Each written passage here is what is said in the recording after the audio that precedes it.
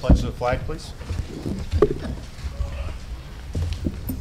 Pledge allegiance To the flag of the United States of America and to the republic for which it stands, one nation, under God, indivisible, with liberty and justice for all.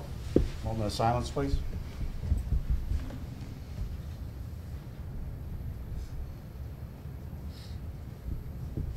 Thank you. Roll call. Mr. Bilbo? Present. Mr. Haas? Here. Ms. Hauk? Here. Mr. Morelli? Present. Mr. Perry? Here. Ms. Sedman? Here. Mr. Schnee? Present. Mr. Urban? Here. Mr. Vogt? Here. Ms. Wakes? Present. Mr. McGinley? Present. All present. All present. Okay, moving down to the agenda, we don't have any proclamations or recognitions tonight. As part of the agenda, we had a very nice ceremony for the Pittston Little League and softball teams in Rotunda earlier this evening. It was well attended by the Pittston area people, and it was really nice to see all the young ladies and young gentlemen there. We have any additions or deletions to the voting session agenda? Do we have a motion to approve the agenda? So moved. Second. Ms. Wakes and Ms. Sedman. All in favor indicate by saying aye. Aye. Any in opposition? Any abstentions? None heard. Motion carries. We're down to public comment. Mr. Griffith.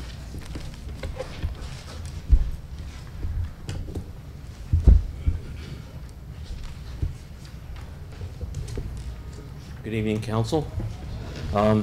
The item I want to speak about is item number 1 on the agenda on the KOZ. As every member of Council here knows, that KOZs are beneficial to some degree. However, it's gotten out of hand in this area, in the county especially. A lot of people come in here looking for KOZs. They get them for 10 years. You don't see a lot of benefit from it. But more importantly is the taxpayers are paying the freight.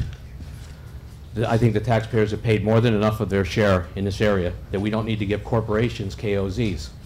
Let's give the taxpayers a KOZ. I think that's more important. Let's give a taxpayer who's down on his luck and can't afford to pay his taxes, instead of losing his house after 2 years, how about giving him a little bit of a break and say, we'll space out your payments. But instead we don't do that. We take their property away. KOZs were designed for a specific purpose. Unfortunately, it's gotten to be a cash cow for a lot of businesses.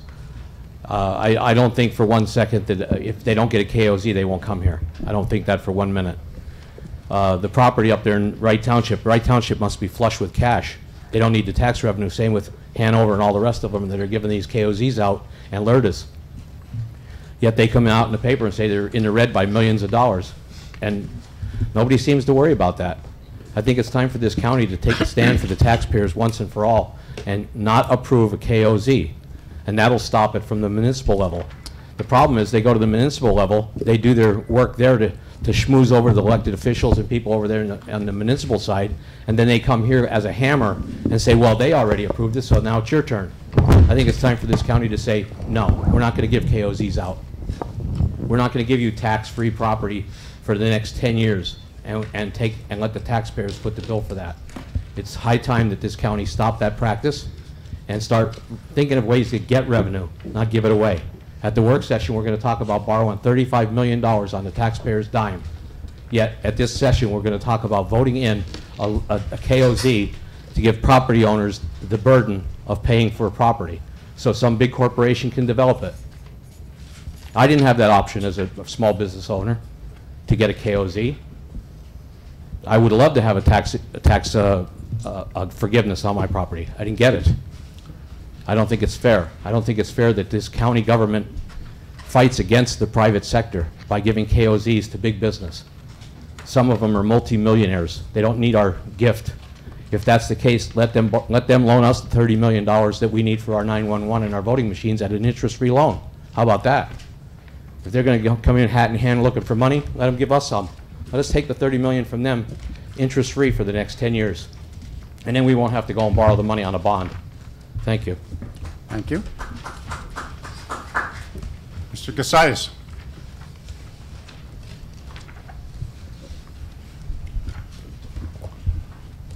Okay, we're on the same theme. My problem is not with Miracle, because what he's done has created a good image relative to his endeavors. All right? I do have a problem with the Chamber of Commerce. Now, they're making this a condition of sale, all right?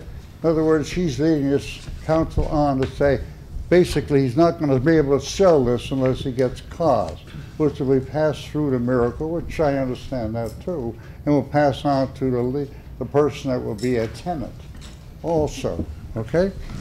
So, and he's a businessman, Miracle, so I understand where he comes from and how he would appreciate certain things, all right? Who profits from this? You certainly don't, okay?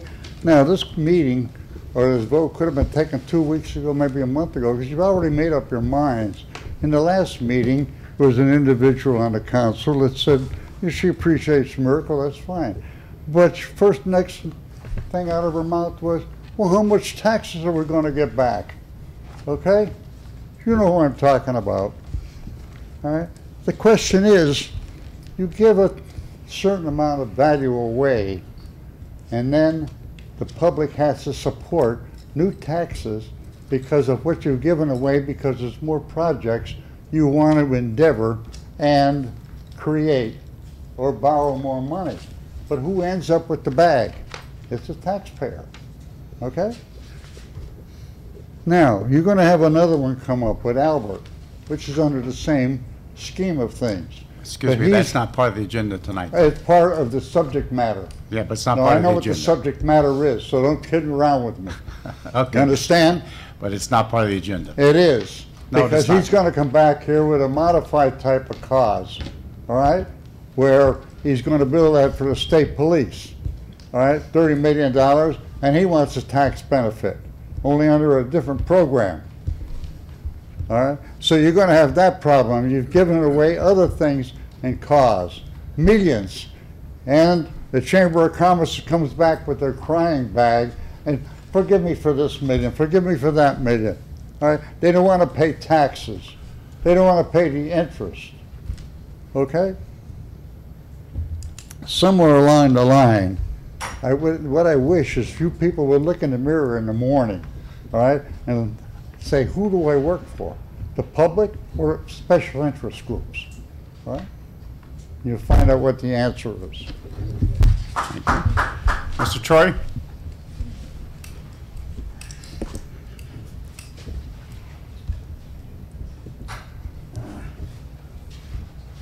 I wanted to express my unmitigated opposition to the agenda item that was discussed by the previous two speakers, perhaps for different reasons. Let me just point out one thing here. The way this agenda item is worded, Mr. McGinley and everybody else on council, there seems to be an innate bias in the way this is worded. Getting back to semantics here for a minute.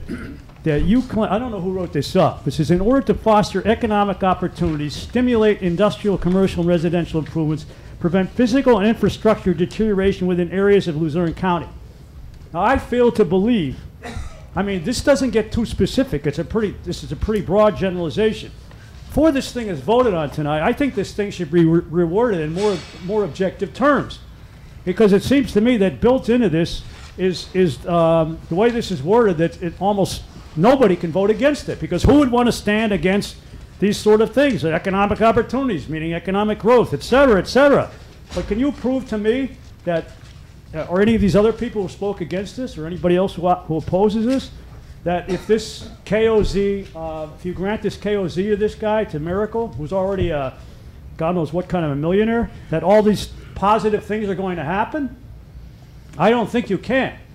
I mean, give me some specifics here. Did he promise, did the Chamber of Commerce promise, or did he promise that they just make vague promises about this sort of thing? I think before council votes on this thing should be reworded in a more objective manner so that the people can see that there's an unbiased, this is an unbiased explanation here of this agenda item. And I wanted to also mention at time remaining that I think there should be, before this thing is granted, if you do vote on this tonight, it seems that every time this sort of thing comes up, you guys are falling all over yourselves with the possible exception of 3 people here, to grant this sort of this sort of tax abatement. And I think before you consider doing that, that you should build in some stipulations. I mean, how do we know, for instance, let's assume Miracle acquires this property. How do we know what kind of business he's going to put up, what he's going to build there? How do we know how many jobs are going to be created? And at this point in time, where the council, you people stand poised on borrowing more money to drive this county further into debt, is this advisable to do along the lines of what Mr. Griffith said? And we're going to increase the debt ceiling here, and the county is probably going to have to increase property taxes again next year. I think, as I said, I didn't say this yet, but let me just finish with the term due diligence. You often kick that around, Mr. McGinley. I think you people fail to do due diligence is an investigation or exercise of care that a reasonable person or organization or business indulges in when they make decisions. And I think that you people generally fail to do that. I think you falling all over each other to grant these kind of KOZs and these breaks for people who are millionaires already, this corporate welfare deal. And you should give it more thought, more care before you make these decisions. And do a cost-benefit ratio, at least. Thank you. Thank you. Mr. McCabe.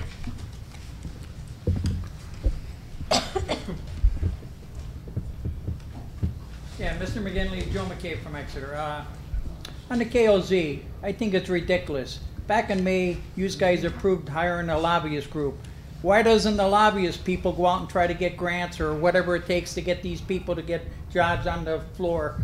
You know, it's a shame, you know, like you do something, and like since May, I didn't see nothing in the paper or anything about what the lobbyist group did, you know?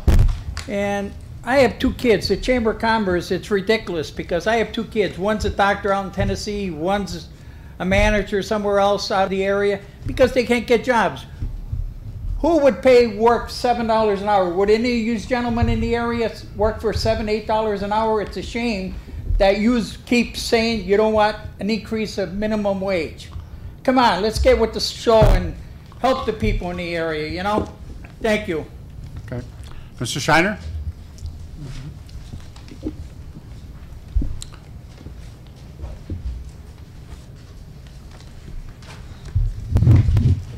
Good evening. Item 2 on your agenda is a resolution supporting Jake Schwab Workers' Safety Bill, House Bill 1082. I don't remember it being discussed at a work session, and I thought that was your policy, to discuss these things at a work session first and then bring to a voting session. Seems like you're not following your own policies and procedures too much anymore. As far as this KOZ goes, I can understand the ramifications of this. I can understand what it'll do, the economic possibilities from it. It dissolves and ends some of the agreements that have been going on with the chamber and so on. And I can understand, too, that these developers can bring these companies in and promote jobs and so on. But where's the break for the small businessman? You know, if somebody wants to do something and they don't have millions of dollars, they don't get a tax break. You know, we gave Valley Crest away for a song, and now they're trying to get a TIF to redo the entrance up there. Again, tax money. As was said earlier, there's another one going in Hanover. It's already got a 20-year lease, and one is going to want another tax rebate. And now here we are with this property. I can't see another 10-year KOZ. If you want to give something, maybe give a couple years, let Mr. Miracle get it developed and use a couple years of it as an incentive to a new company to come in, but not another 10 years. This has got to stop. You don't give the break to the little people. You don't give the break to the small businessmen. So why just the wealthy developers? It's not fair. You represent everyone in this county, not just a select few. And you have to start thinking about everyone in this county. We have a lot of people in this county that can barely afford to pay their taxes and put food on the table, buy their prescriptions. The elderly on low fixed incomes, disabled people. Think about them before you're giving this money away. You're going to talk at the next work session about borrowing $35 million on top of the $272 million we still owe. Well, where's that money going to come from if you keep giving tax breaks to everyone? And this particular property, being that it was Poseidon Pools, reminds me of the old 70s movie, The Poseidon Adventure. There was a song from that, very inspirational song, and it said, there's got to be a morning after. Let's keep on looking for the light. Well, where's the light for those people on fixed incomes? The people that can barely afford food and medication and keep their houses. Let's give them some light. Thank you. Anyone else who did not submit a slip would like to speak?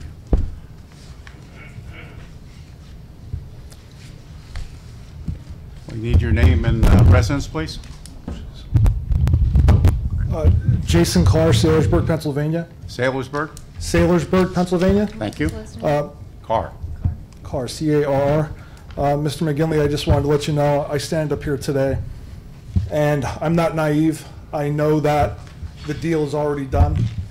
I know that Mr. Miracle is going to receive the 10-year KOZ designation. It's a done deal. I hope everyone read my letter over the weekend that I sent out, but I'm not stupid. I know it's a done deal. Mr. Miracle is a great businessman, and I greatly appreciate everything he's done for the area. I don't think someone of his means is in need of another 10 years of KOZ designation. At the most, I think to get the property remediated, built, and advertised, marketed to someone that wants to come in and create jobs for the area, at the most, Luzerne County Council should consider is 5 years. When you think about the area that we live in Luzerne County, approximately 20% of the people live in poverty. That's approximately, I think, $17,000 a year a family of four lives on. I know that is true because most of my tenants live on that poverty level, live under the poverty level. When 45% of the population is either over the age of 65 or under the age of 18, the most susceptible to tax increases. When you raise my taxes, which will eventually be the end result when you grant the KOZ tonight to Mr. Miracle, I then look at the increase per property that I have and I triple it. And then I add it on to my tenants. And it takes food off the table. And it causes them to not be able to pay their utility bills. And it causes them not to have Christmases. I know that. I'm speaking from experience. I would ask you tonight, well, as well, I would like to also consider not only people that live in poverty, but the people that are the working poor, the people that make $25,000, $30,000 a year with 3 children, 2 children. Why do they have to sacrifice for a person worth well over $50 million? Why are you catering to them, to that special interest? So tonight, I'm going to ask you to delay your vote, reconvene, and reconsider this vote tonight, although it's already done, and I know that. But as well, I'd like to hear directly from the Wilkes-Barre Chamber of Commerce president, as well as Mr. Miracle, respectfully, as to why they need 10 years. Why can't it be less? Thank you. Anyone else in the audience? Seeing none. Moving on. Mr. Sabia? You can speak. You're a member of the audience. Good evening, County Council.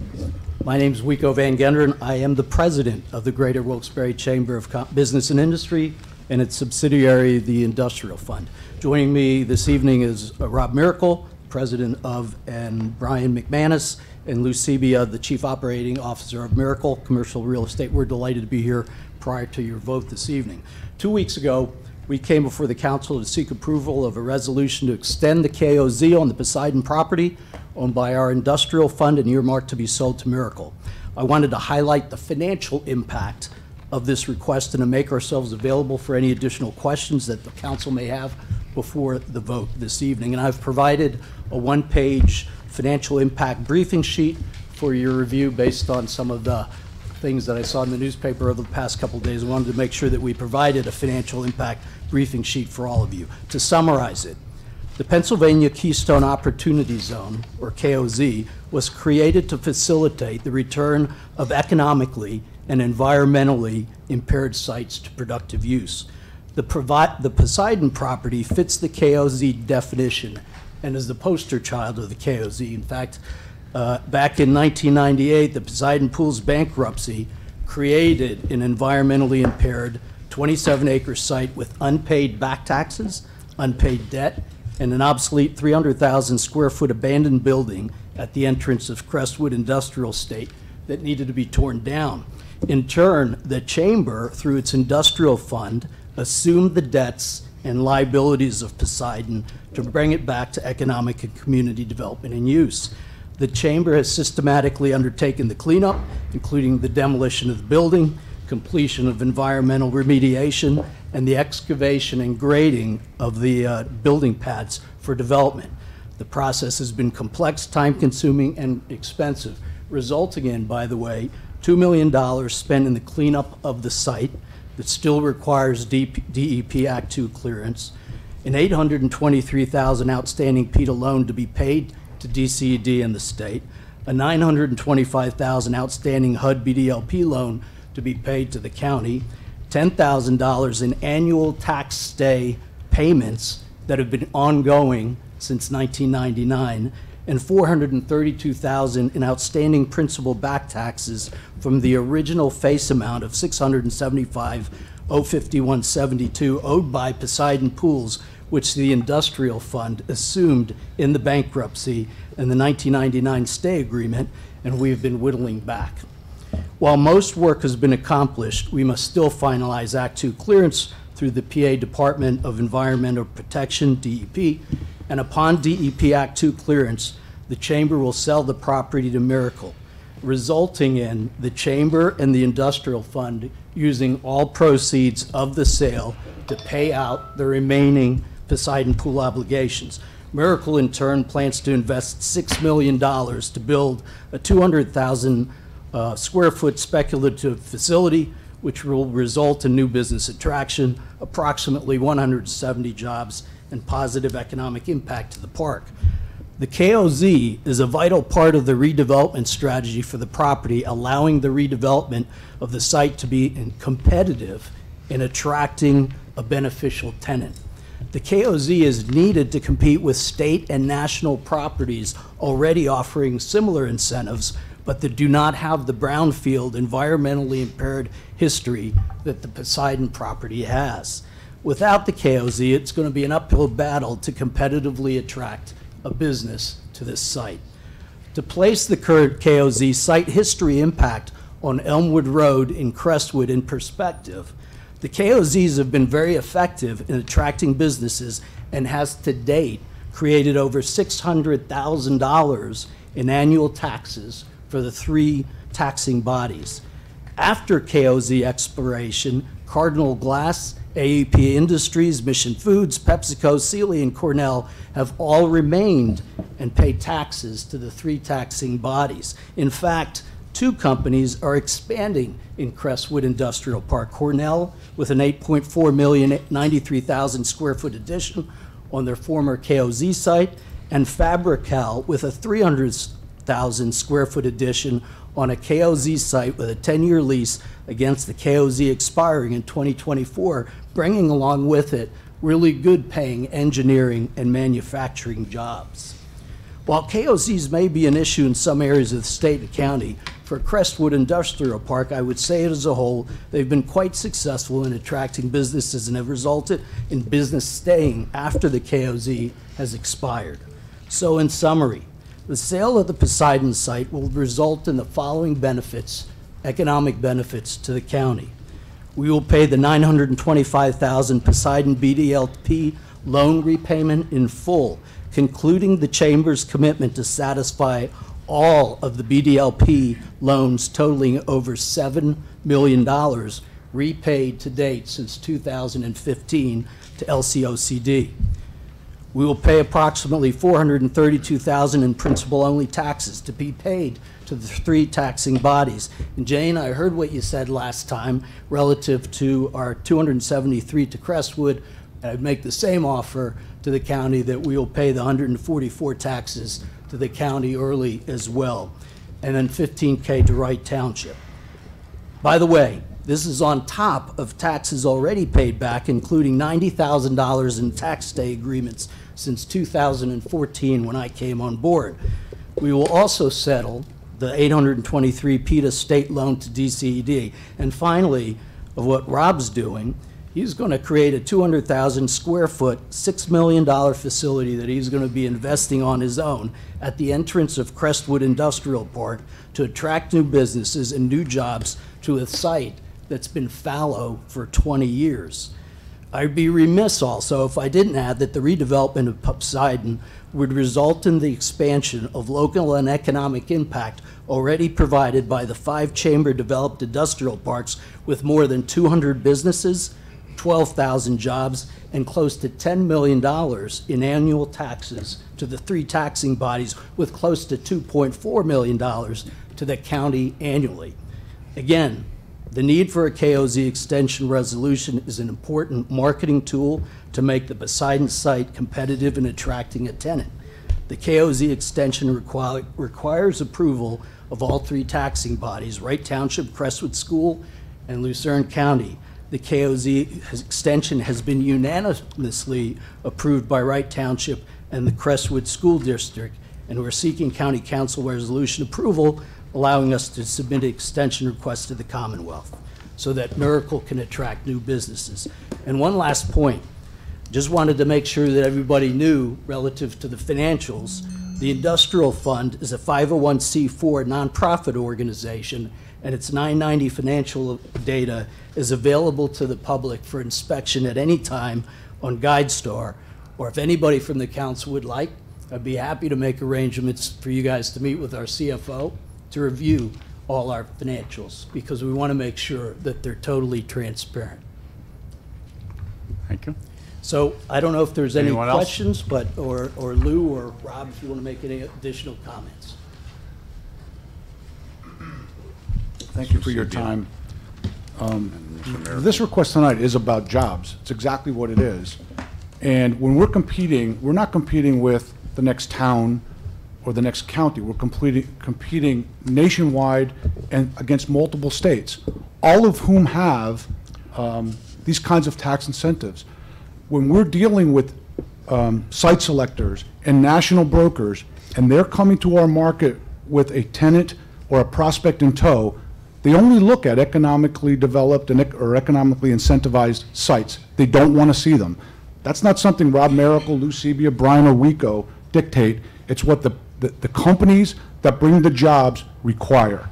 As a result, what we do, and what we do in a lot of ways, we've helped create this in Luzerne County, is we build speculative buildings. We build a building without having a tenant signed to a lease. That comes with huge economic risk. And Mr. Urban asked last time we were here 2 weeks ago, what do you do to market this area? The answer is we have 14 full-time people in our company that we pay salaries to and overhead for, and spend millions of dollars every year to market Luzerne County, to market this area, and to build speculative buildings and create jobs. That's what we do. And we think we're good at it, and we think with the assistance of Luzerne County, we'll continue. As a spec builder, without having the benefit of an economic incentivized site in hand, we really stand no chance of being able to garner a tenant and jobs. To date, we've created, I think, 16,000 jobs. Rob will speak to that. But it's really about jobs in this market. Can I say one last thing, Rob? I want to address one point that was raised about the legislation in the ordinance, or I'm sorry, the language in the ordinance. The language in the ordinance is right from the LRTA legislation. It's nothing that WECO created or we created. It's right from the ordinance itself. It's the Pennsylvania statute. A little addition. From my perspective, this is about math and about jobs. And for detail, we've developed 134 jobs in Luzerne County, 134 buildings, excuse me, with over 16,000 jobs, with $725 million in annual payroll. When you look at, I think there's really a major misunderstanding in the sense of what drives economic activity. When we have an opportunity to put speculative buildings in place, and as Lou said, those companies that are looking on a national basis or a regional basis, let's say in the eastern part of the United States, they'll look from Massachusetts to Virginia for manufacturing, for distribution. They want to have an optimum location. Just actually today in another SAR meeting, North Point, which has done a wonderful job in our marketplace, mentioned that northeastern Pennsylvania is at a logistics disadvantage and needs the economic incentives to be able to compete in the eastern seaboard. We have, just in the KOZs, to give you some example of our history and talking about factual numbers, we've developed 33 buildings, KOZ, throughout Luzerne County. Those land sites generated, before we started, $317,000 per year in taxes. Today, those buildings generate $103,998. So again, there's been almost a $6 million increase in the buildings that you've helped historically been able to prove that were KOZ. Those jobs created, those buildings created thousands of jobs. Today, we've been the largest taxpayer in Luzerne County for a long time. We pay more than the nuclear power plant, more than Malik and the Sun. The ability for us to be able to help generate thousands of jobs and millions of dollars. We pay more than $5 million a year to Luzerne County in taxes. So as it relates to the opportunity of looking at numbers, and it's a myth that people believe that KOZ comes in place and those incentives expire and people leave. That doesn't happen. There hasn't been $1 of missed taxes in the history of any building we've had associated with for 33 KOZ buildings. So it's a myth to think that you don't have the economic incentive thereafter. Let me see. Again, with Mr. Urban, I also included Discover Depot. We spend a little more than $1 million a year, in addition to what Lou mentioned, 14 full-time people in our marketing department. In addition, we have 9 full-time people committed to trying to identify the reasons to live, work, and play in northeastern Pennsylvania. This was just a small sampling. It's about 20% of what we have online for just Luzerne County in the package that are in front of you. Thank you. Thank you. On the question, why Mr. Miracle's still there. Oh, okay. How many years are you doing this now? We started in 1985 with a burned-out shoe factory in South Wilkes-Barre, and actually Sally Mae was our first company. And the reason Sally Mae was here because we had an existing building and were willing to convert that building in 90 days. They were successful in the marketplace and then rebuilt a new building in the Head Industrial Park. The only reason they were here was because we had a speculative building in place. How many buildings over that time period have you put up or purchased? 133. And how many jobs have you provided? Over 16,000 jobs and over 23 million square feet. And how many jobs to put up these buildings? Well, we have, on average, about 500 people working on our buildings. We have 300 people that are in-house and about 200 captive subs. So about 500 people year-round every year. And we do not have layoffs. Permits for putting these buildings up? Millions and millions of dollars.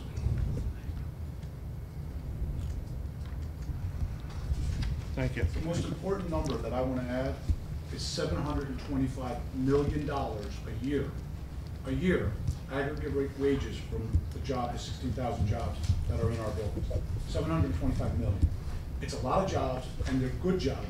There's a mix, but they're a lot of good jobs. That's another myth.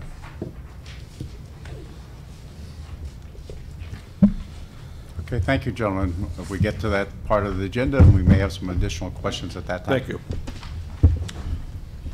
Okay, moving on to motion to approve the minutes for the August 27th meeting. So moved. Mr. Sneed? Mr. Bo, second? On the question? All in favor indicate by saying aye. Aye. Any in opposition? No, they're not verbatim. Mr. Urban, any abstentions? None heard, motion carries. Moving on to the agenda items on the back page. Number one is the KOZ Opportunity Zone that we have spoken about quite a bit already this evening. Do we have a motion for the... Presented. Mr. Sneed, do we have a second? Second. Either one. Either one. Mr. Vogt? Yeah, that's fine. On the question. Ms. Howe? Yes, on the question, I understand the technicality of the chamber asking for the KOZ rather than Mr. Miracle asking for the KOZ, but the whole reason that you're here is because you're going to potentially purchase the property, and we're supposed to understand that unless we approve the KOZ for the chamber, all of that other stuff isn't going to happen. The last time I recall the chamber coming to us to talk about some kind of a financial deal was involving a building on the square, and I think at the time the offer was also being made that we would forgive a loan that the chamber had with the county, and then they would use some other money to pay us back for one of the other loans. So again, we're faced with the Chamber of Commerce coming to us with a plan, and it's a great plan. It sounds like a great project, but again, we're being asked to sacrifice some income so that the chamber can pay us back, and I have an issue with that. I also understand that you wrote some things down here and gave us a little presentation of it based on what you read in the paper, and I was the person who said that if someone's coming looking for a KOZ, I think that the financial records need to be made available to the county, to the council, so that we can see that it actually would be a hardship. And I understand that the chamber's financial records may be online, but again, the whole purpose of Miracle's business being here is because that's, you know, who is ultimately going to benefit from this. So I just have to say, looking at page 11, it says in this letter that the development will generate approximately $150,000 in annual taxes to Wright Township, Crestwood School District, and Luzerne County upon the expiration of the KOZ benefits. So is that the amount of annual taxes that would be forgiven? Does someone have an answer? Yes, the answer is yes. Okay, That's so... the average tax across the square. Okay. We have in our portfolio. So you're going to make a $6 million investment, and $150,000 is a hardship? It's 150,000 times 10. Right, which means that the county is foregoing $1.5 million in income. But what I'm Excuse saying me, is... Mr. Miracle, would you go to the podium so that somebody can hear, and Mr. Wico, whoever else would like to be part of that? I think a perspective would be that you're making an investment in allowing a developer to build a speculative building on a site that's been contaminated, that's sat idle for 27 years, that has had no activity since 1992, that's had KOZ previously, and not a single developer in the United States has come forward to look to develop that property. We're willing to go forward and do additional due diligence, and actually, to Councilman Haas, I mentioned last time that I mentioned $50,000 to $75,000, I believe I said. The actual number was 129 to 149. It's 129 for drilling and 149,000 to close it out. So that's the initial contract with Labella. So it won't go. It will be higher than that, but that's the baseline contract for our expenditure for the environmental remediation. Again, and we're expecting that the work that we've done, the due diligence we've done to date, will allow us to have approval through DEP. So the benefit would be that speculative building, which will accelerate development. Without a spec building, you don't get jobs. Without the jobs, you don't have economic vitality. So it's really a chain reaction that without a building, it will sit fallow. So if you can't, you need to invest to be able to allow that to leverage itself in the future. The benefits of our KOZ in the past, or anybody, in every developer, literally every national developer that's come in the marketplace has as a national platform is using incentives because it's a Me Too program. Whether you go to New York and it's the Empire Zone, or whether you go to New Jersey, unfortunately, a company, if you were that company deciding to relocate your location in 3 states, you would look for the best deal you can get. So we're fighting every day, spending millions of dollars trying to bring jobs in Luzerne County. We need your help to be a partner in that effort. Otherwise, there's no jobs, there's no vitality. I understand the whole concept. I'm just saying, $150,000 is an obstacle to that? 1.5 million.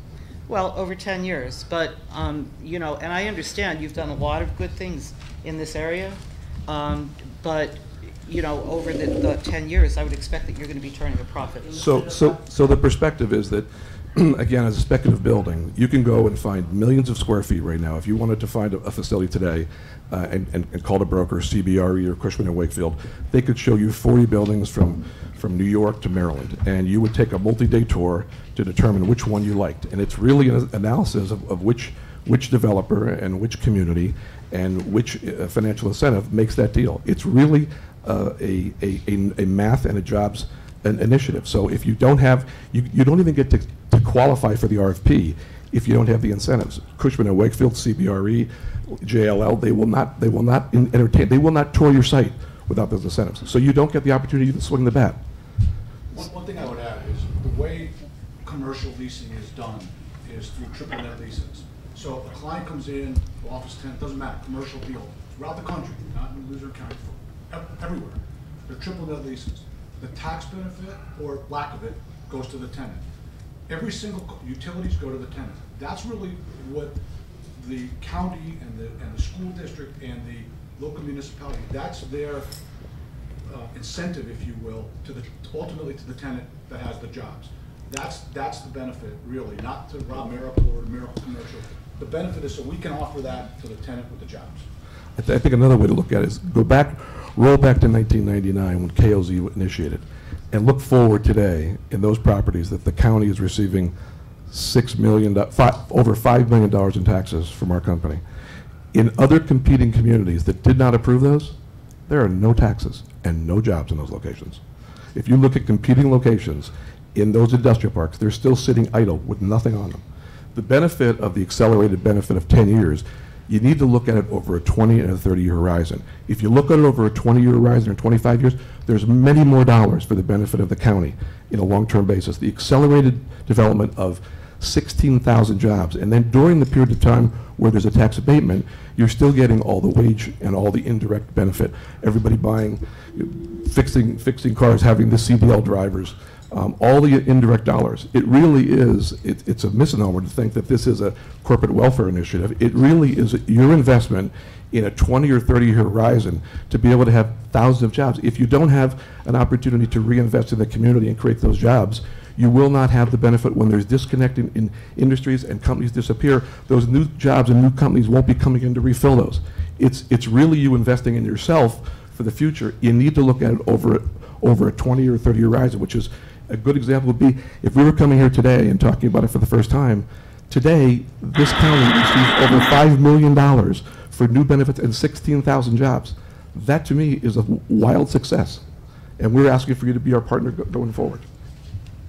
Let me also make one other point too. I wanted to make sure that $150,000 that you talked about, that is an incentive for the businesses that you want to attract to come in. For example, again, I want to make sure that we're very clear on this. There were six sites on Elmwood Road that we had KOZs on. All 6 of those companies are still there, and they're currently contributing over $600,000 of taxes now to the area. And that's because you brought them in, you attracted them to the area because of a tax abatement. That tax abatement's not going to Rob or the chamber. That's going to the businesses. That 150 is going to the businesses to attract them to come in. Sure, I understand that. And one of the things I think also that might be attractive to the businesses is one of the things that was listed in this beautiful booklet that we got, which is that on average, compared to, say, somewhere in Nassau County, if someone were making $50,000 there, it would be equivalent to $35,000 here. So our wages are lower, we have a consistent workforce, but they're also able to save money in terms of wages. So again, if you're saving, you're probably going to save more than $150,000 in a year on wages if you're paying those reduced wages. We have a big deficit in logistics relative to those companies that are distributing, whether it's a manufacturer or distributor, looking for the population hubs. We're still in a tertiary market. We're not sitting in northern New Jersey adjacent to an 8 million population in the greater metro New York area, or for example, Lehigh Valley has a closer access for I-81. So we think about somebody west of us, let's say Williamsport. They have no activity. None, because they don't build speculative buildings. And with it, they don't create new jobs. and it's a much more static community. This community has been able to have the benefit. We've helped create that, and since that time, we've had North Point and First Industrial, and Trammell Crow is now in the process of building 3 speculative buildings in northeastern Pennsylvania. To me, that is a wonderful success for our marketplace, to have national companies come in and invest in our community and put speculative dollars and tens of millions of dollars, hundreds of millions of dollars to drive jobs that will ultimately drive opportunity. And basically, to not allow that to continue is hampering the growth of the community. Thank you. Anyone else? Questions? Mr. Urban. Guido, you mentioned the taxes that are going to be paid back, but you have an obligation to pay those taxes back anyway. I mean, it's not, it's just like... As I said, Commissioner Urban, it's a myth when people say Yeah. that people get a KOZ and then they leave or they Right. disappear. No, or right, no. It's a myth. It No, doesn't I'm not happen. talking about that. I'm talking about Guido's back taxes that he owes. He's got an obligation to pay those taxes. Yeah, so let's make sure that we're specific on this. You're absolutely right. We are going to pay those taxes. But remember, those weren't chamber taxes. Those were assumed taxes that were for Poseidon when they went bankrupt, and we ended up assuming the But you taxes agreed they to that assumption at the time, right? Well, I didn't, because Well, I whoever, was well, with you- IBM at the well, time. the same so, thing, same and thing, then yeah. people But the running chamber multinational. agreed to that. The other thing is, how much state money did you get to clean up the site? Okay, so relative to the state money that we got to remediate the site, it came out to about 1.6 million. Right. Out of pocket, by the way, from the chamber was over $300,000 out of pocket to do that remediation over and above. Right. And also remember that the 975 of the BDLP HUD loan that we're going to pay back, that's a part of it as well. So when you add that to it, it's going to be about $1 million Right. that the chamber is actually paying to remediate that site. And remember, 5 years ago when I was in front of, for the first time with you, and you had said, hey, you guys haven't paid your taxes. I want to point out again, in the last 5 years, we paid out the taxes. We're about to pay this. All the real estate transactions, every penny of it's gone back to paying the debt. And we paid $6.1 million already in BDLP HUD loan, returns. And we're about to do $925,000 with this one. And those 990s that are on this website, they're about 2 years old if you go up and look at them, right? They're not current. You're welcome to come over and take a look at the Yeah. 990s. Now, if yeah. you like. Yeah. Sure.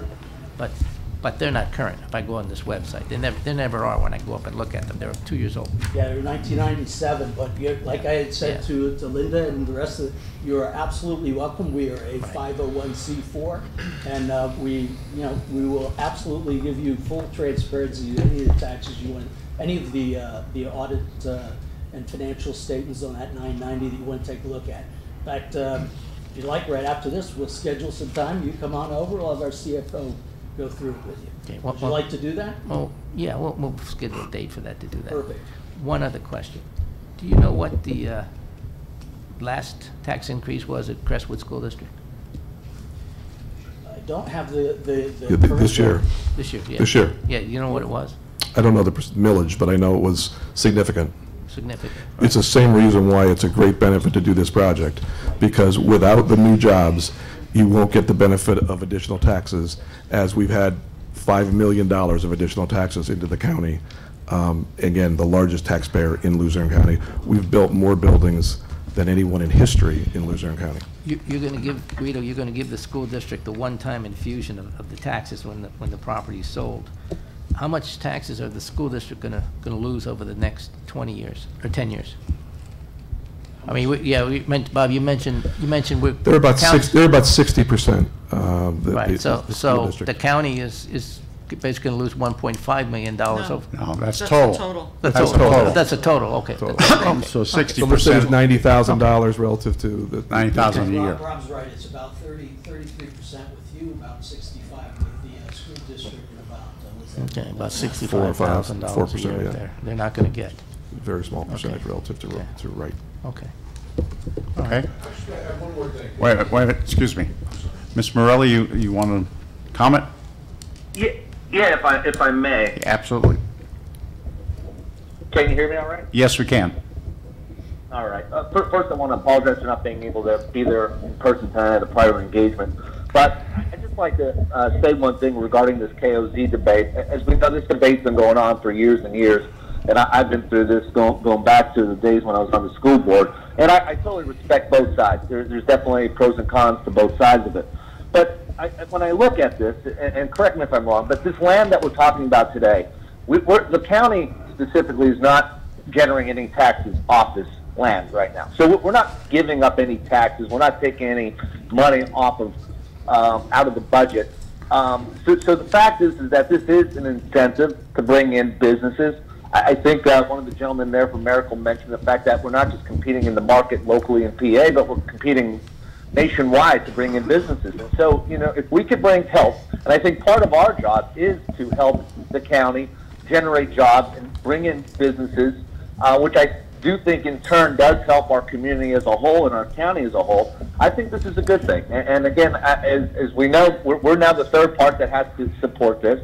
If we don't, because I believe the municipality as well as the school district did support it and was the third part of this. And so I think that I think this is a wise choice. Again, I just want to say I respect the other side.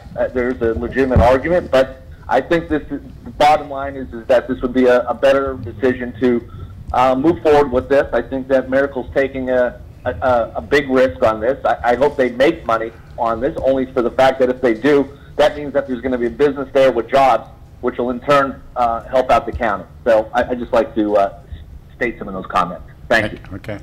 Mr. Sevier? I was going to say the same thing about there's not really Okay. dollars coming off the table, and without it, there are no new dollars ever going back on the table, and more importantly, the jobs. Okay. Well, and I would also add relative to Yes. this, we're going to be giving, once we complete the deal, it's $273,000 of taxes that, by the way, Poseidon again. Okay. The one went on that goes straight to the schools. I think we are aware of that. Ms. Saidman? Yes, when I started council, let's see, this is the third group, I think. The LERTA came in on North Point. The Tambers came in on a question. We haven't really heard anything more on that. No, that's been silent for a while. Yes, and Miracle. And I used to go out and say, why can't our town be like any other town? Some really great things happening in it. Really great things. And I found out very shortly when North Point came in that if we don't provide these incentives, we don't get the jobs. And although some people think they're very low-paying jobs, the factory jobs, they all aren't.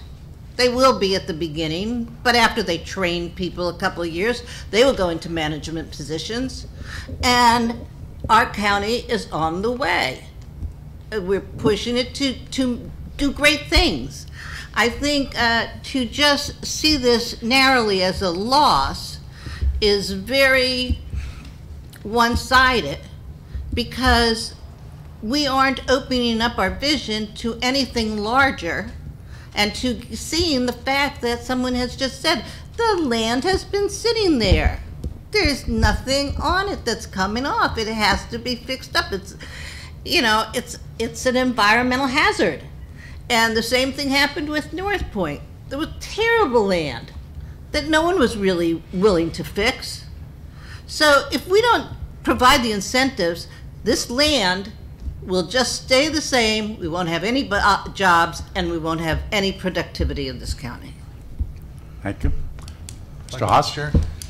Gentlemen, thanks again for coming. You provided probably the most compelling points on the KOZ debate that I've had, and we've gone around a few times in my time on this council. I know that for 10 years.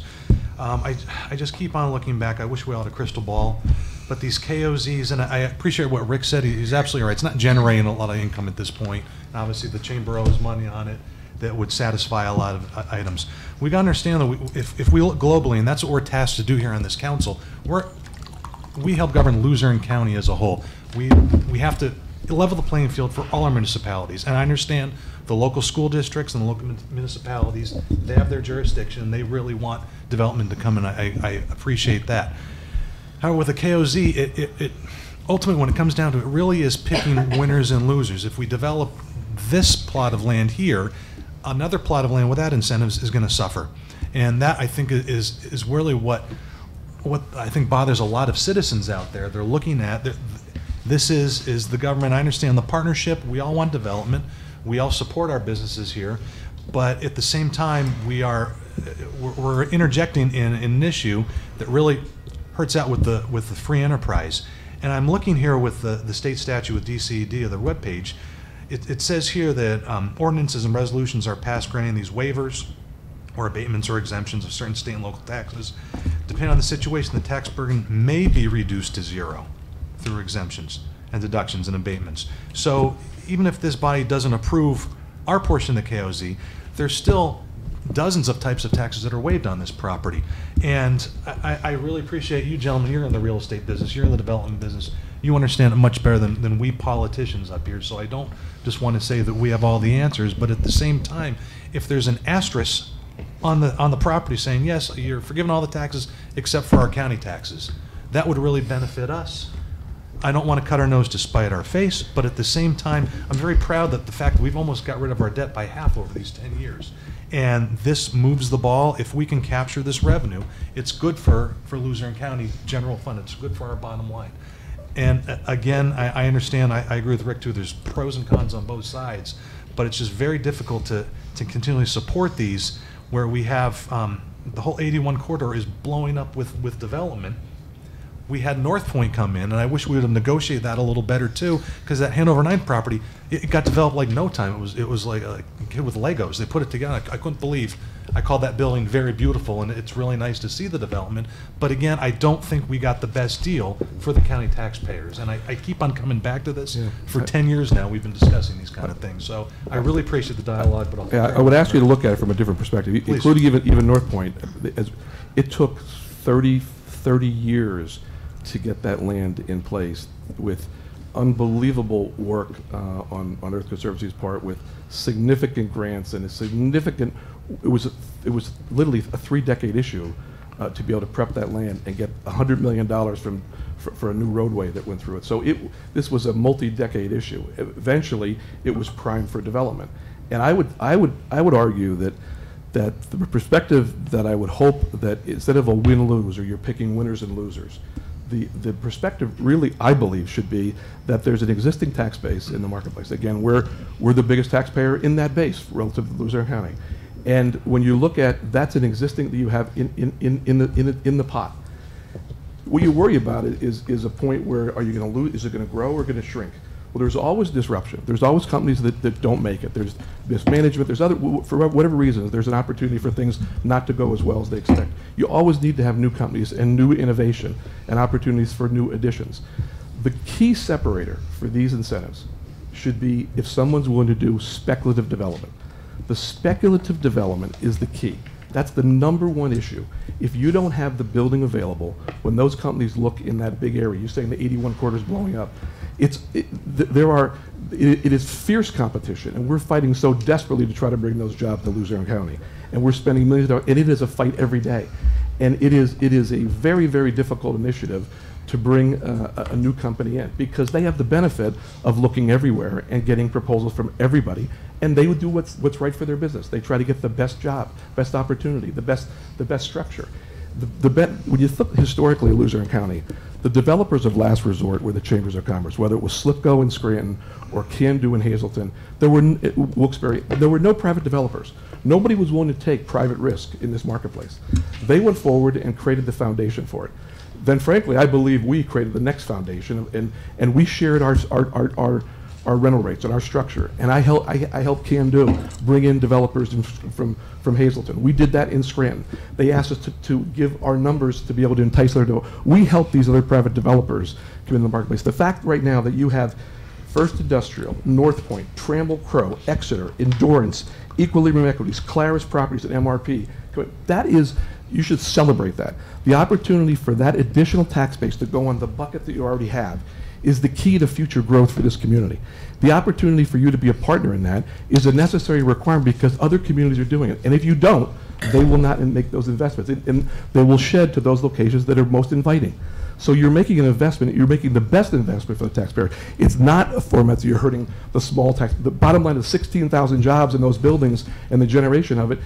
Having more jobs creates wage pressure. That wage pressure elevates wages and creates opportunity for everybody. That's the rule of economic development. So it's not a guess. It's a guarantee. When you have wage pressure and there's more demand, wages go up. They don't go down. They only go one way. So that's the future if you invest in not just us. Anybody that comes forward with a spec development, you should welcome with open arms to try to make them invest millions of dollars in your community. Because once, to Commissioner Urban's point, once they put the building in, they have to keep paying taxes. You lock them in. You need to get them here first, and then be appreciative of having all those national companies come in and make this marketplace a more mature market, and not look to nonprofits to be the developers of last resort. This is a wonderful thing for our community. Yeah, like I said, you do a great job with the arguments. I really appreciate the wage pressure. I get that term. I don't think we've heard that before in our Yes, we times have. as well. Yes, we have, from North Point was here. All right. Like I said, they're doing a really great job. They are. But I look at, too, the whole history of our industrialization. You know, we had our industrial centers, and now there's a lot of brownfields in the hearts of our urban areas still, even after all the incentivization.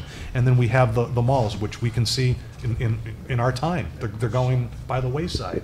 So I'm trying to also help our communities by saying, okay, what's the next step? You know, are we going to turn the malls when they really go away to opportunity zones? And it just feels like a perpetual shell game. And To that point, I'll turn it over.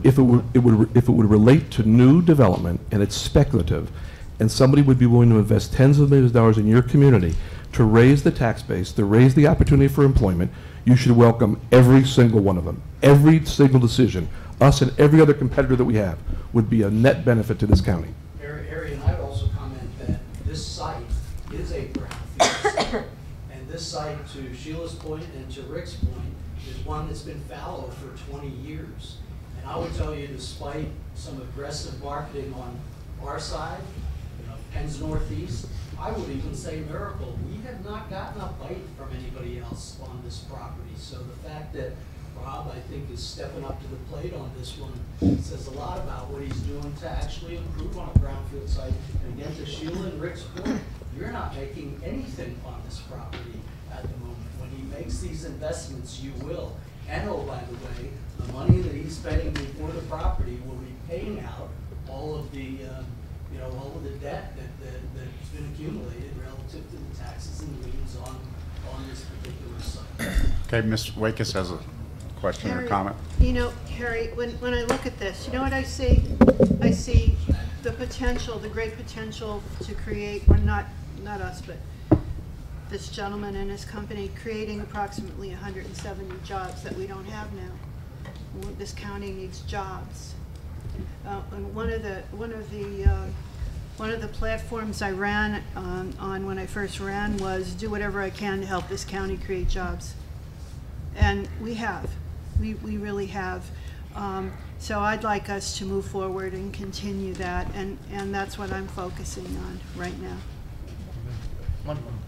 Wait a minute. Mr. Sneed and Mr. Urban. On the question, my vote is going to be concerning Mr. Miracle's resume over the last, since 1985.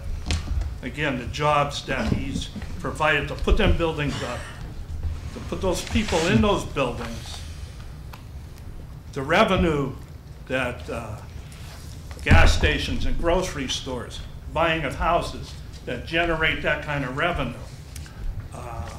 Since 1985, I mean, people should be thanking him because he was way here before Center Point, North Point. My question is, where would the valley be without a guy like him? And I mean, not only that, in 2011, he stepped up to the plate unsolicited when we had the flood. And why I'm bringing that up, this past Sunday was the anniversary day. He came with heavy equipment and saved people's houses. Their houses, like, that's your most important thing, besides a family member. That is what you go to work for every day, is your house. But not only that, the food that he's provided for those people that he's on their table at 5 o'clock over since 1985. And again, this land, we're not getting anything. But from day one, when people go in there, we're getting the people in there working, We're getting food on their table. We're getting,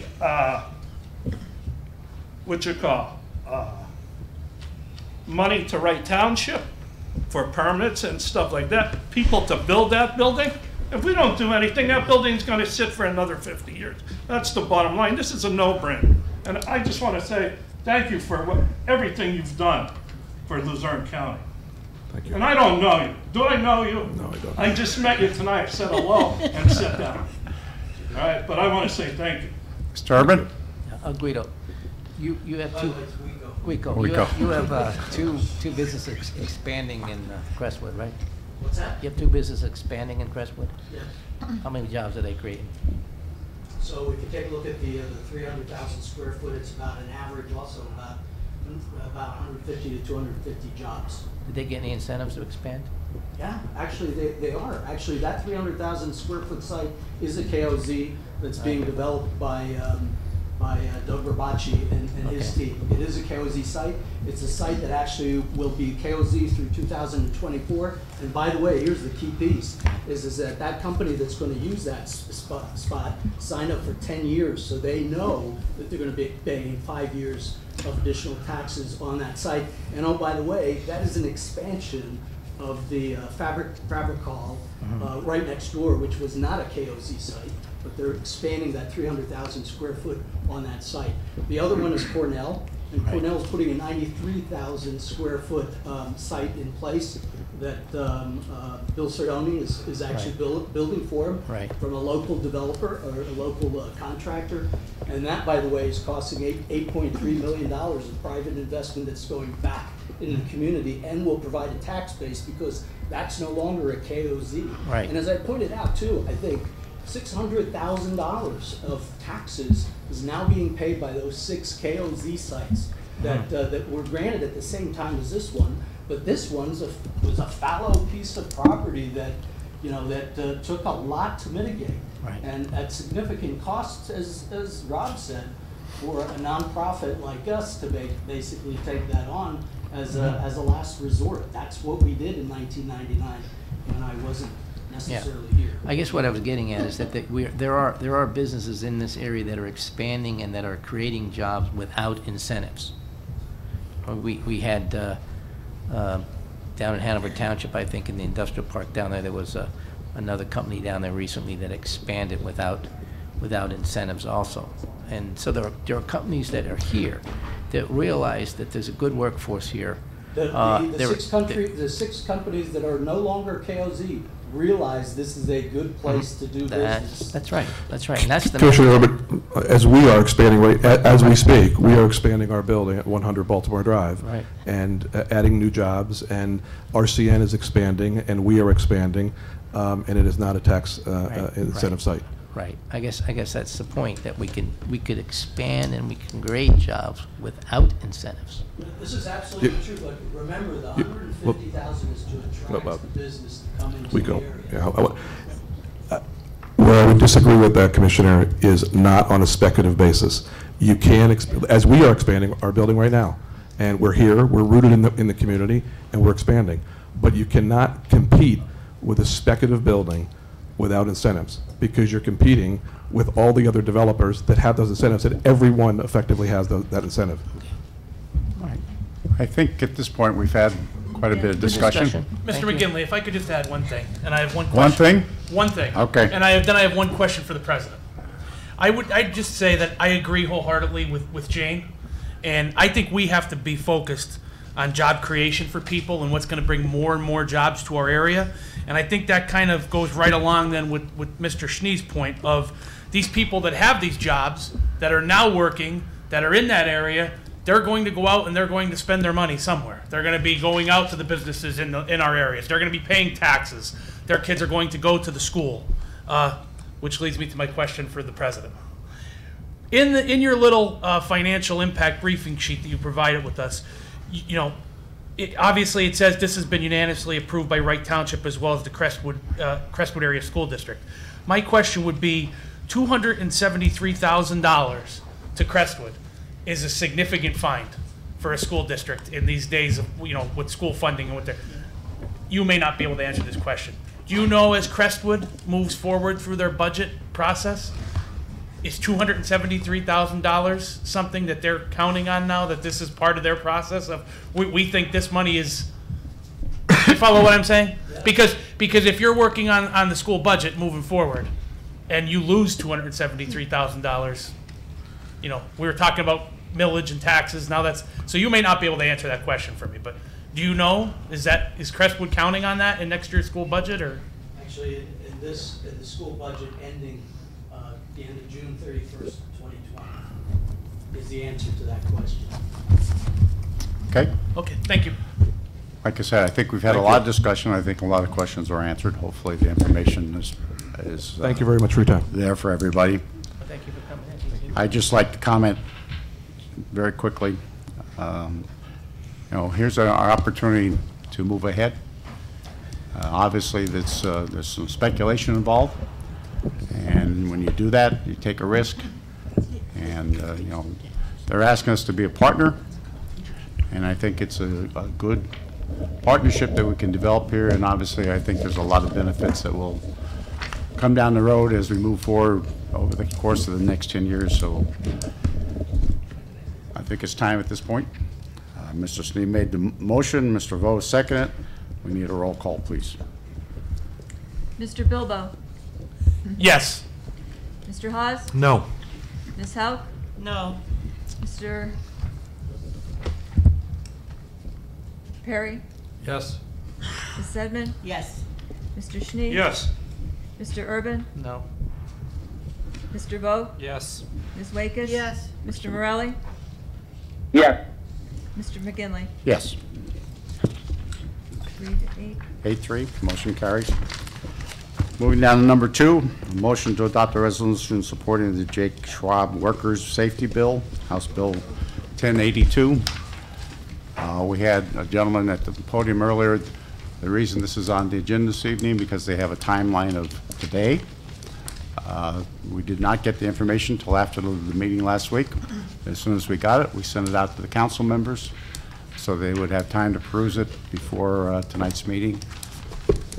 But it is always up to the council to make a decision which they want to support. So do we have a motion to adopt the resolution? I'll make the motion. In reviewing the bill, something that we're looking at supporting in reference to protecting people when they're at work. I'll make that motion. Second. Mr. Bilbo, do we have a second? Ms. Wakes? On the question. I didn't get a chance to review the bill, Mr. Chairman, but where did this originate from? Who wanted to add this to the It agenda? came if I could from ask? the, I think the ASME group. ASME group? Yes. Our local here? Yes. Here. Yes, it was. And I sent you the email directly. Anyone else? Thank you. Roll call, please. Mr. Hawes? Yes.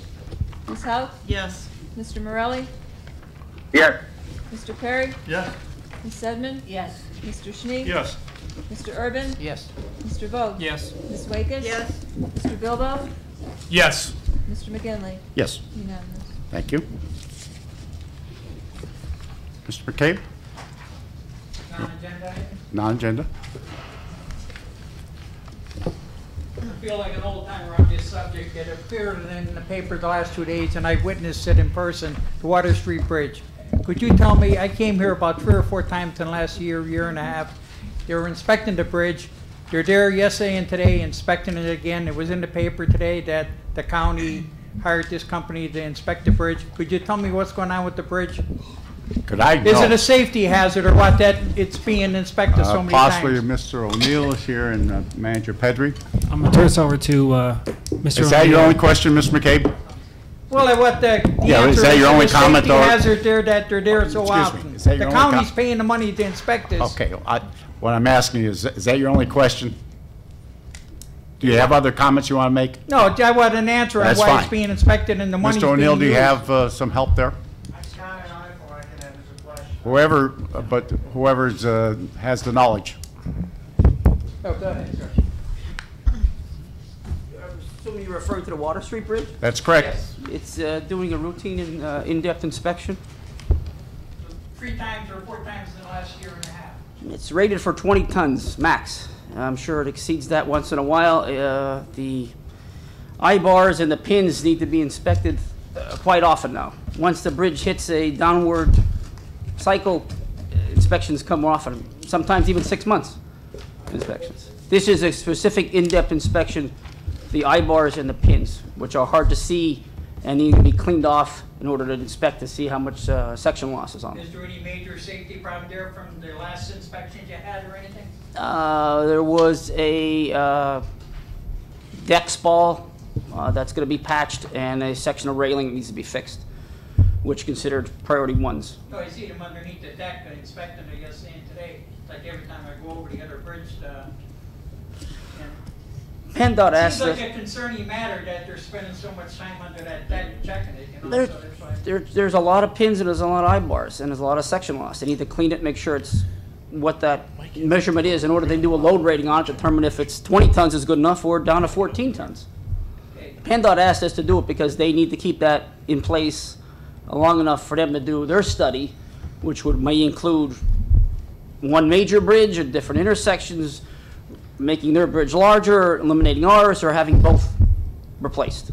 So they're doing that study right now, and they asked us to keep that bridge, inspect it on a regular basis, if more often, and the first thing was an in-depth inspection of the eye bars and the pins. How about next meeting, could you bring a message back to when the final inspection is made and give them an update on if there's any major safety problems with the bridge? If there was any major safety issues with the bridge, I would definitely tell council and the manager In the last first year off. and a half, I sat here at meetings, I brought it up, and there was no things put on the agenda that an engineer put matters on the floor that there was any kind of problems like you're saying. Mr. McCabe, if there was an issue, Mr. Plesh will let us know, and we would immediately take care of that issue. We're not aware of any safety issues. We're doing routine inspections.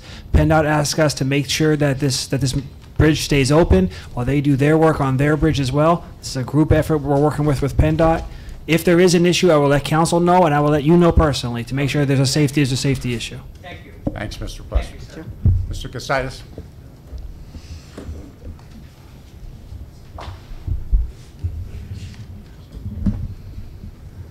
All right. We sat here and listened to an hour of hard selling. I've been in those arenas before, okay? So it's not new to me. The problem you have here is the simple fact that the Chamber of Commerce, every time they want to load something, they come to the county council, all right? And they come with their dump truck, and you fill it up, all right? So consequently, I think in the near future, you're going to have to resolve this issue relative to cause with a different modification, because cause had its value years ago when we had unemployment with the coal miners and the dress industry, all right, petered out, okay? So this is brought in as a arrangement to supply labor, all right, which was collecting on welfare, most of them. They were hard workers, coal miners, very respectable people, okay? But the Chamber of Commerce, where do they get all their money from? They get these properties, some they get for nothing, some they buy. Where is the revenue coming from? All right, how many people? I know the people on the Chamber of Commerce. And by the way, there's about 4 or 5 people here that helped them sell this. The issue is cause. The issue wasn't what Miracle was doing with the property. That's his business. And if he wanted to buy it, he could. If he didn't want to buy it, he didn't have to. And anything he paid for that money, that land and putting up the building, will be passed on to the tenant one way or another, taxes included. But the chamber doesn't want to pay taxes. They don't want to pay interest. They owe $1.6 million in all of this, but they want to come away with about 1/3 of that, all right? And they think they're doing somebody a favor. Well, you are the ones that are doing them a favor, okay? Now, the other thing I have is numbers that I could be here all night, all right? You have a number of authorities, okay? How many authorities do you think you have in this county running business? They can't be audited, right? They're a power unto themselves, okay? You have counseling, all right? You have counselors. You're paying these people. Don't you have people doing their jobs? You people want to get into politics for what reason? To get your picture in the paper? Because you aren't doing a whole hell of a lot for the public. Right? The manager's done a decent job with a lot of the things, projects he has. The aesthetics of the county are looking better. The courthouse looks good. The driveway over here, there's some good positive things, all right? But holy mackerel. Then we complain about drugs. Holy God. I know New York better than you people do. They come in here on the weekends or they live here, and the same thing with the jobs. Where do you think these jobs are going to be filled by? Not maybe local people, but people coming from out of the area totally. Okay? Thank you. I got your signal. What's the signal?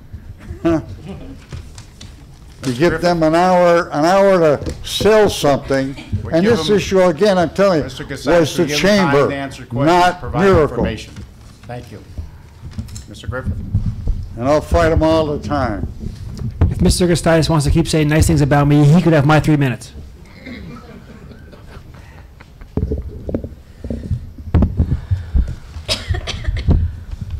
All I can say is, I know Bob Miracle has white hair, but he's not Santa Claus. And I know you aren't his elves. But he really got a gift today. Really got a gift. Because it's the chamber who has the problem, not Bob Miracle. He just wants to buy the property. And it's speculative. What part of speculative do we not understand? That doesn't mean he has a developer any better than the chamber does. He may buy the property and try and develop it and not get anybody to fill the property either. And we'll have no jobs. So, not to beat a dead horse because it's already been voted on, but clearly I think the electorate needs to know who voted and do their same thing in November, because you people are giving the store away here.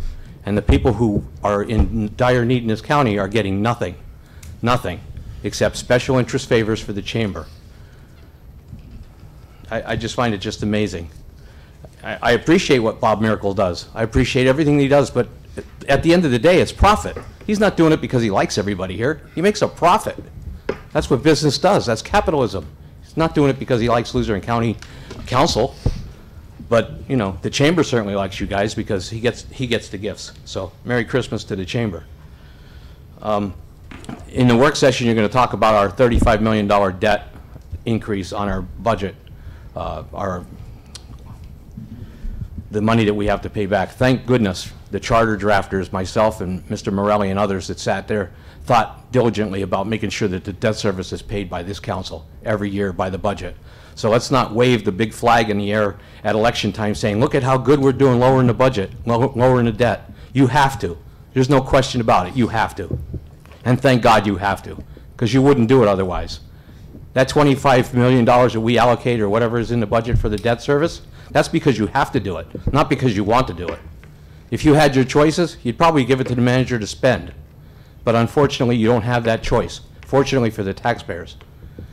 And I think that the debt service is supposed to be going down. That was the whole purpose of putting that in the charter. But we'll borrow $35 million because somebody on high says we have to. You know what I say? If it's an unfunded mandate, tell them to figure it out. We don't need to buy voting machines. We need to budget that money. That one-time revenue, instead of squandering it from Valley Crest and the lawsuit and all, we should have put that money away. And then we'd have the money for 911. This 911 thing didn't just happen yesterday. It happened since 2010. We took the homestead away from the people. We were promised to get that money back. Did we ever? No, never got it back. It was supposed to come out of the budget and give it back to us, $4 million. Santa Claus doesn't live here, apparently, not for the taxpayers. Thank you. Mr. Shiner?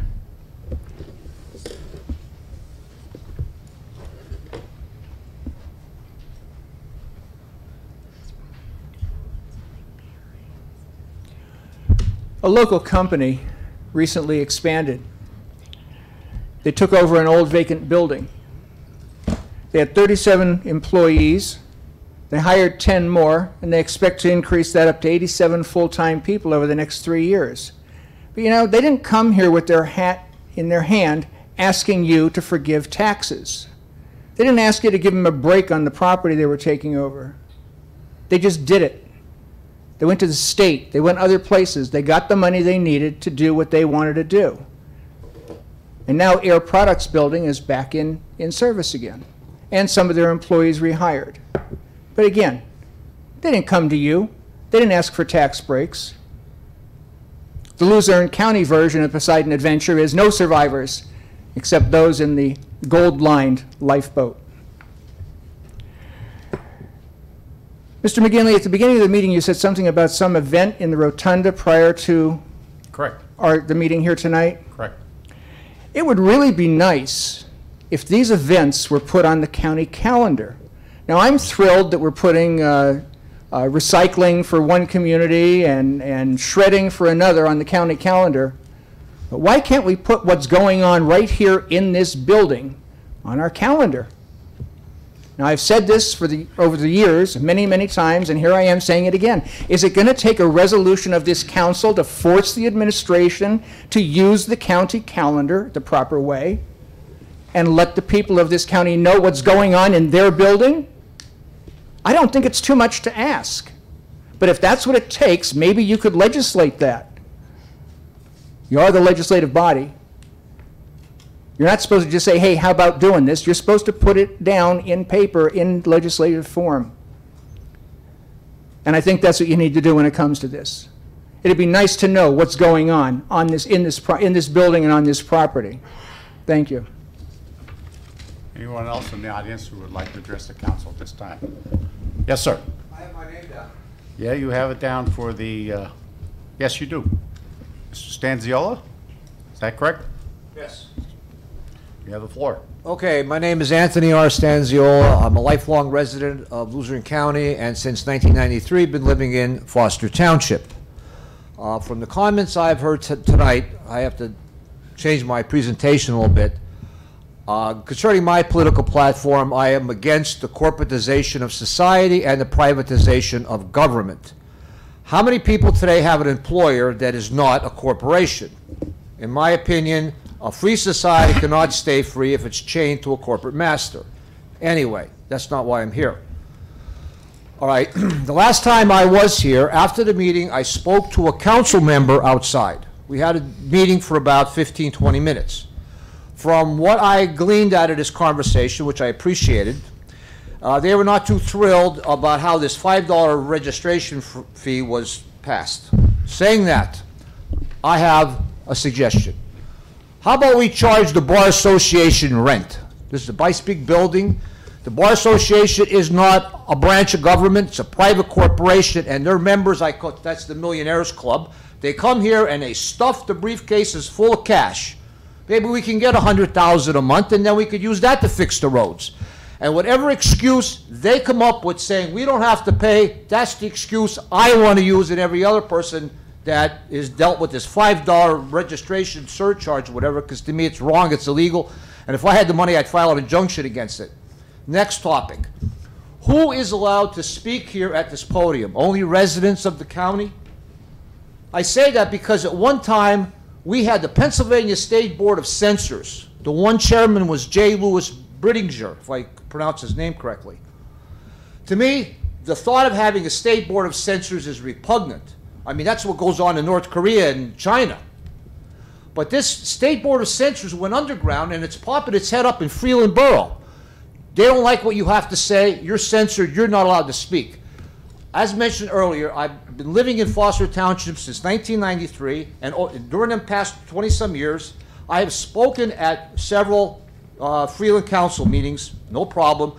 I've spoken at Hazel Township, City of Hazelton, no problems. But in July, I made mention that I formed a political action group, the Motorist Defense League. I mentioned it here, and that there's an option available where a motorist does not have to pay this kiosk. They want to install kiosks. I found a loophole available in 69. You don't have to pay for street parking. All of a sudden now, they said, oh, you're not a taxpayer, you're not a resident, you're not allowed to speak. You're not allowed to put anything in the record. That, to me, is a form of censorship. You know, we say this Pledge of Allegiance at all these council meetings. It says one nation. It doesn't say one county. It doesn't say one township. Let the words mean something. And one more thing I want to talk about is violence and bloodshed. There's too much of it. Now, I only give suggestions. To me, members of council should act as a sounding board. I mean, if someone wants to take the time to speak here, then it's important to them. Well, if you start censoring people, I mean, I don't know what influence you have. Mr. Stanziola, Huh? we haven't stopped anybody from going to the podium. Okay. But I'm talking about, In fact, we had a gentleman this evening who came to the podium who does not reside in Luzerne County. okay, but I'm saying is, but now what about these lower municipalities like Freeland Borough? All of a sudden they want to come up with excuses. You'll have to speak to those people who are I'm members just of the I'm government just there. letting you know what's taking place. That's fine. Okay. But we have no jurisdiction in Okay. their particular But field. now, here's the deal. You members of council, whether it be here or anybody else, you should play the part of sounding board. Let people talk. You start censoring what people can say, you're looking for disaster. I mean, look what happened in, was it Rush Township in 2013? That Rockne Newell decided that he had to go to the council meeting and send a message out of the end of a barrel. We can't have that. I agree. And What- at what- this point, Mr. Stanziola, you have surpassed your time. Oh, okay. I'll have to, But you can come and speak at the work session if you wish. Thank you. Thank you. Anyone else?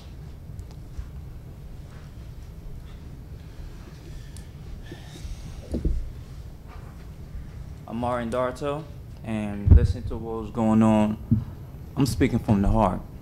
It was an irrational decision with the approval of this land that is affecting the taxpayer of Luzerne County. And here's why. The control of land is wealth, and wealth is power.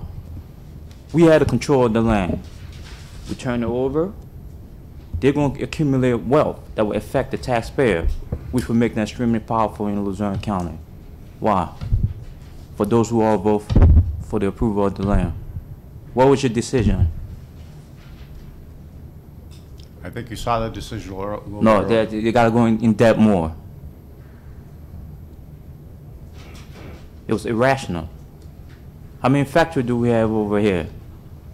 How many local people, how many office jobs do we have over here? Got to think rationally.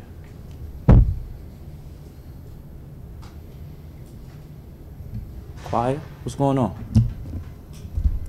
Thank you. Anyone else? Okay, do we have a motion to adjourn? So moved. Second, Mr. Urban. All in favor, indicate by saying aye. Aye. Thank you. We'll convene again at 7:45.